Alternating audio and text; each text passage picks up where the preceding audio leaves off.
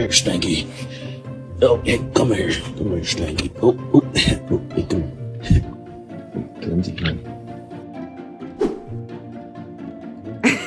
He's like, go away. He's like, leave us. Oh, hey, why are you so flinchy? Come on inside, come here.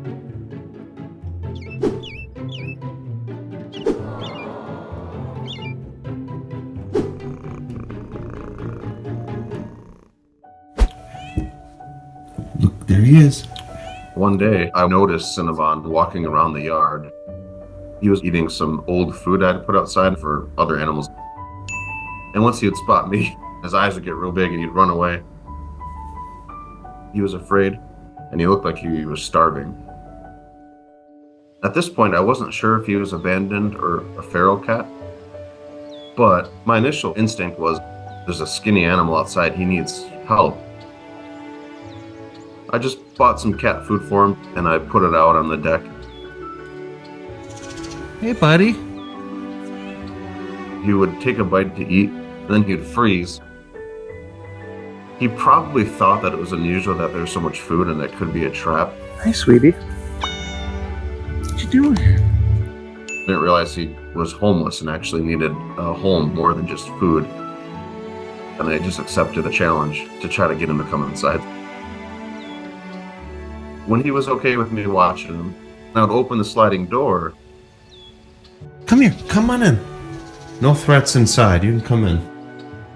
I could tell he wanted inside, but he didn't have all the courage to actually make that leap. Okay.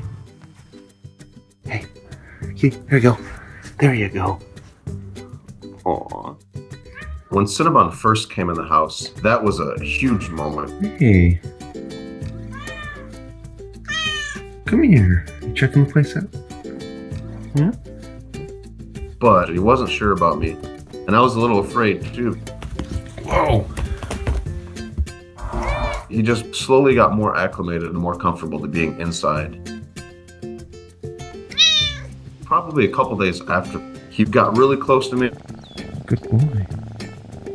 Once he let me pet him, things accelerated pretty fast from there. Oh, look, he climbs the middle. Oh, there you go. He likes to hop up in laps and put himself in my arm.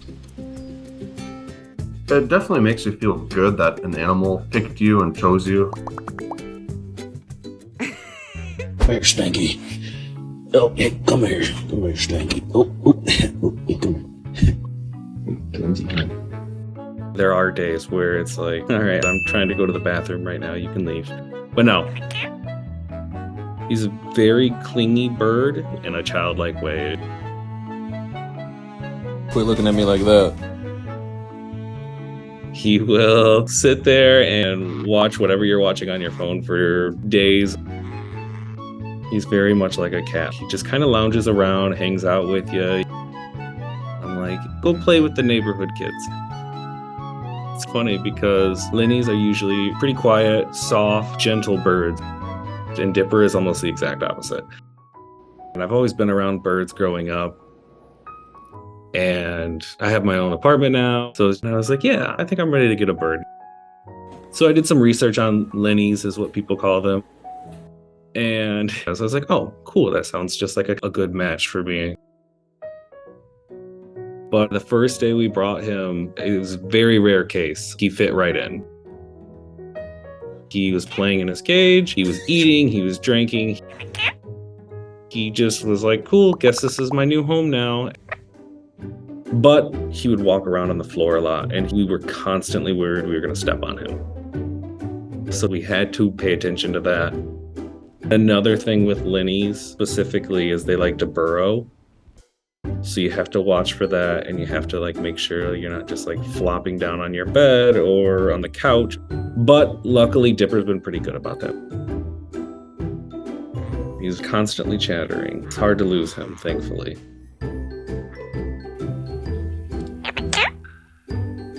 Him being himself, him being goofy and full of life and full of wonder, it's really nice to see, and it's refreshing.